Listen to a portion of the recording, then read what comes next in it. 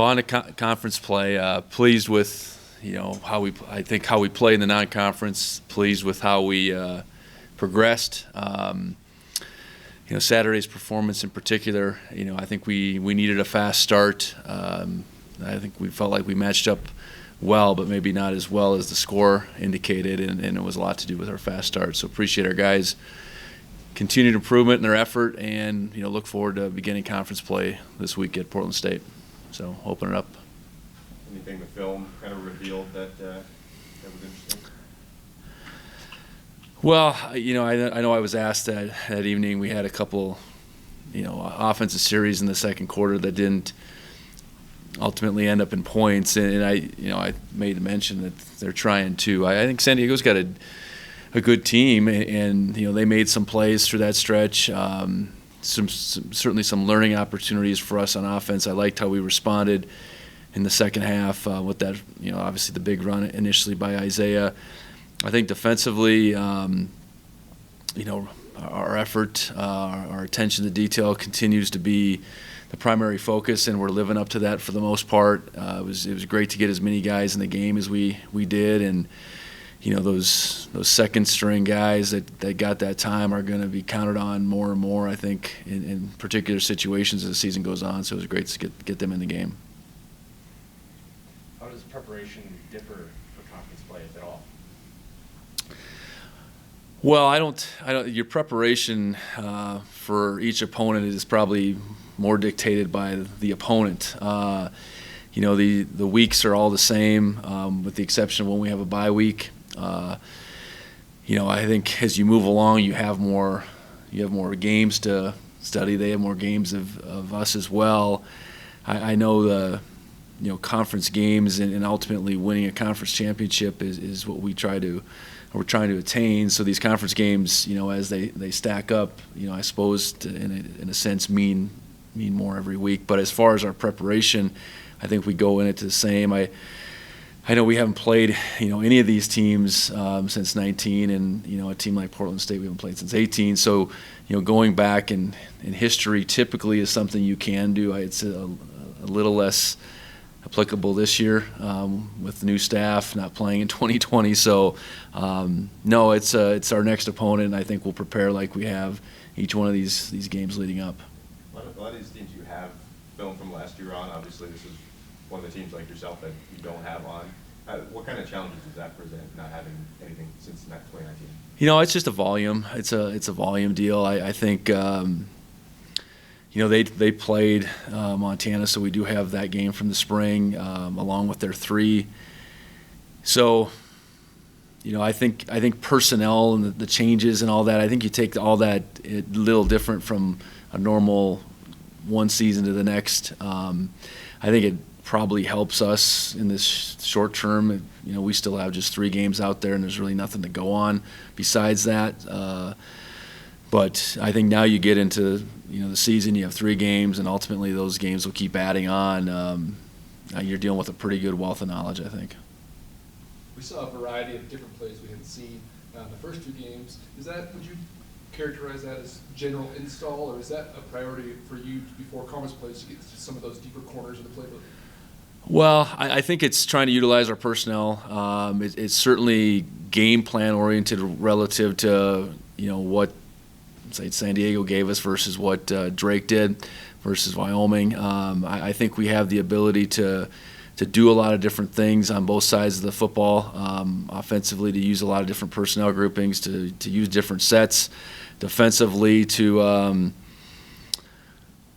have different looks from a blitz perspective, to be able to cover in different ways, and I think it just showed our versatility as much as anything, and then obviously being relative to just what it was going to take to beat San Diego. What are your thoughts on Portland State offense and defense? Offensively, I think they have a very dangerous quarterback first and foremost, and they got a good complement of receivers. I think. He's the quarterback, and that's who we have to really focus on. He's able to extend plays, and he's really what drives them. I think they got a good scheme. They're sound. They're well coached. So I think on offense,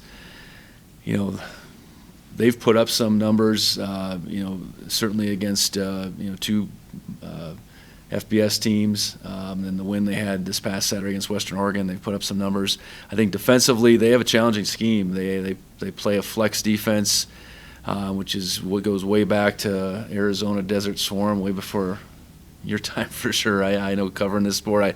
It's interesting. Coach Sadat, their coordinator, was at Cal Poly back in the mid-2000s when we played them at North Dakota State, so a little familiarity with that defense because Coach Ellerson, head coach at Cal Poly, was the defense coordinator at Arizona when Desert Swarm became a thing. So it's a defense that not too many people run, that does give, I think, people problems, and reading back why Coach Barnum ultimately hired him as a defensive coordinator. It was some of the issues he had when he was coordinating at Idaho State and faced him at Cal Poly. So that's a lot of history there, but it's a defense that schematically poses challenges. They come at you from different angles. They throw different coverage looks at you, and we just have to be – we got to be on the same page. Our guys need to know what they're doing, and they got to be able to do it as fast as they can.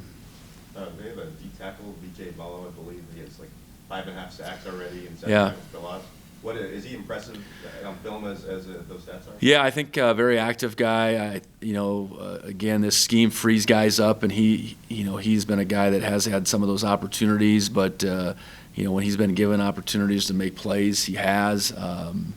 Moves well, strong, all those things that you want in a D lineman. So he's definitely a guy that we have to account for. Who do you think will be kind of the primary offensive lineman to block them?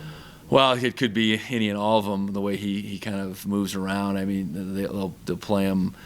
He'll make plays in the interior. He'll get on the outside just with the way they move a little bit. So, all our guys are probably going to have to account for him at any given time. Can you speak a little bit more about the flex defense and kind of maybe what characterizes it is so specific about it? Well, the flex aspect comes from playing a stand-up linebacker essentially over a guard or over both guards, and kind of playing at the heels of the defensive lineman, and then setting the other linebackers deeper. It's just you kind of get in this world where we've played 3 4-down teams in a row on top of seeing our own defense, which is a 4-down team. So we've been accustomed to seeing generally one front going all the way back to the spring. We've worked some odd front times during spring ball and then in fall camp, but this will be the first oddity that we've seen, and it's not something a lot of people run. And if you got the right players, in particular those linebackers that are flexed off the line, they can be hard to handle just because of their alignment. They're playing a little bit further back. So I guess the challenge is, do you treat them as a down lineman even though they're standing up, but their proximity to the line of scrimmage, or do you treat them like a linebacker where now they're much closer than a typical linebacker? So maybe that's a little quick sneak peek at it, I guess. So MSU had, I think, 300 plus rushing yards the last time they were at Portland State in 2019, and Troy had 200 plus. Do you think that kind of success, would you think that, are you confident in having that kind of success on the ground against Portland State again? Or? Well, we gotta execute, and I think offensively there's certainly characteristics that are similar to 19 to 18. I know that, but there's also pretty significant differences too, and I think personnel-wise for them, that was pretty early on as they made that change. So their comfortability in this scheme, I think, is different as well. So, then how do they choose to play us coverage-wise? I think I hope as we've moved along, we've proven that we can throw it and we can run it. So teams have to honor both sides of it, and we certainly want to get the running game going, and I at the same time have that mindset that we got to take what they're going to give us too, and I think we've been able to do that by and large these first 3 games, in particular probably the last 2. where they've tried to do some things to take the run game away, we've been able to throw it. So it'll be interesting just how game day plays out, and hopefully our ability to do either, whether that means run it or throw it, whichever needs to come into play can. Could you give us an update on who's traveling or returning to the field this week with injuries and stuff? Yeah, we anticipate getting Tyrell Thomas back this week, and that'll be a big addition. We've missed Tyrell these first 3 games. We've had some guys step up in his absence, but to get his ability, his experience back will be big. Nolan Askelson went down, so I suspect we're going to be without him for a while. Offensively, it's our hope that we get Cole Sane back. Cole got hurt at the tail end of the Wyoming game, has missed the last 2 weeks. He was out there today, so that's probably where we're at as far as returning guys. RJ Fitzgerald is certainly on the mend right now. Nate Stewart's maybe getting closer. Down probably 1 in Nolan, but we gained a couple back in Cole and Tyrell.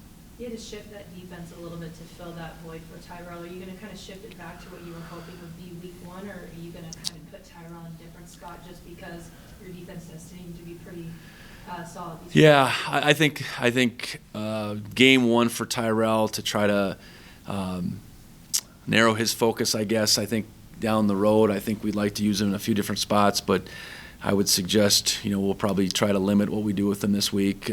He's working back into shape. He's healthy, but there's a game shape that he's working back into. So I think you'll see an expanded role as we continue on with Tyrell, but probably not as much this week. Coach, how would you assess Matthew Mckay's performance so far for the first 3 games? Well, I think it's definitely been solid. I think he's done a couple things. He's completed the ball very well. I think we're at 67% right now, and that's really our expectation that we'd be above 60. So he's being at 67, we're really pleased with that. He hasn't turned the ball over yet in 3 games, and he's been able to make plays on 3rd down. And while there's been plenty of opportunities within each game, I think that he can learn from. I think he's taking those learning experiences and improving. And if our quarterback can make some plays, he can protect the football, and he can make plays on 3rd down in particular, that gives us a very good chance to win. And then I think in the running game, he's continued to improve. I thought against San Diego, that was the most effective he was in the running game, both with the way he kind of attacked some of those runs, and then he made some people miss out in the perimeter. You've spoken a lot about his mental preparation and his approach there. How much do you think that has impacted his play on the field?